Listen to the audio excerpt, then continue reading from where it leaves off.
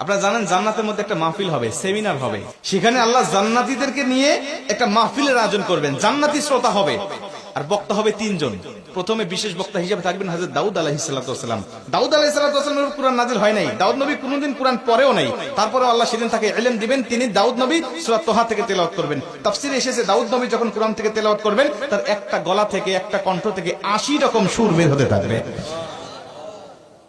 জান্নাতীরা দাউদ নবীর কণ্ঠে তেলাওয়াত শুনে তো পাগল, বলবে আল্লাহ কি তেলাওয়াত শুনতেছি, আমরা তেলাওয়াত শুনে শুনে জান্নাতে থাকতে চাই, আর কিচ্ছু চাই না।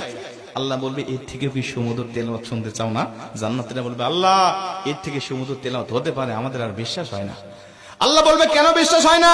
দাউদ নবীর উপরে কোরআন নাজিল হয় নাই, দাউদ নবী কোরআনের জন্য মার খায় নাই। যে নবীর উপরে কোরআন নাজিল করেছি, যে নবী কোরআনের জন্য মার খেয়েছে, দাঁত শহীদ করেছে, মাথার হেলমেট ভেঙেছে, উহুদের প্রান্তরে রক্তক্ষরণ করেছে, ওই নবীর কণ্ঠ থেকে কোরআনের তেলাওয়াত শোনো কেমন সুমধুর শোনা যায়।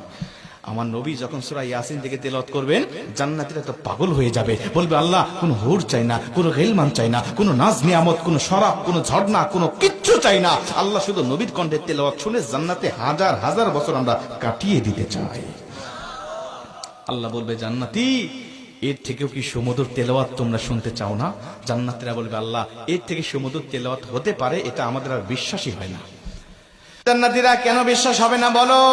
আমার নবীকে কণ্ঠ দিয়েছি আমি আল্লাহ নিজে, আমার দাউদকে কণ্ঠ দিয়েছি আমি আল্লাহ নিজে, কিন্তু আমার গলায় কত কণ্ঠ রেখে দিয়েছি জানো না? আমি আল্লাহ নিজের কণ্ঠকে ওজার করে এখন তোমাদেরকে সূরা রহমান থেকে তেলাওয়াত করে শোনাতে চাই। আমার আল্লাহ সেদিন টান দিবেন সূরা রহমান থেকে, আর রহমান বলবেন না, তিনি আনার রহমান বলে টান দিবেন। আমি রহমান, যে রহমানের কথা দুনিয়াতে তোমরা শুনেছো, যে রহমানের ভয়ে দুনিয়াতে পাপ থেকে বিরত ছিলে, যে রহমানের ভয়ে তাহাজ্জুদের ওয়াক্তে দাঁড়িয়ে চোখের পানি বিসর্জন দিয়ে নামাজ আদায় করেছো, যে রহমানের ভয়ে সারাটা দিন রোজা রেখেছো, যে রহমানের ভয়ে তোমরা সত্যের পক্ষে চলেছো, ওই রহমান